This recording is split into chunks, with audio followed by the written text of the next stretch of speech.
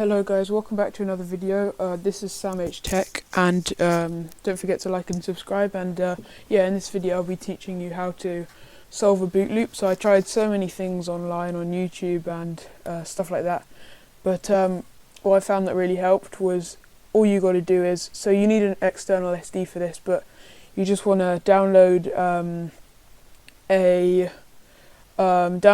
another. So let's say you downloaded Lineage OS, you want to download another one, another custom ROM like Pixel Experience, and then install that, or download the zip file onto your external SD, and then put the external SD into your phone and run that, or go into twrp or Orange Fox and yeah, install that, install another custom ROM without GApps, and then if you want GApps, then you can download them separately. But yeah, that's the only way that worked for me. I just thought I'd make a quick little video on how I solved it, and this wasn't, you know, I looked at a ton of YouTube tutorials. I got quite stressed out, as you know, it could have locked me up from my phone forever.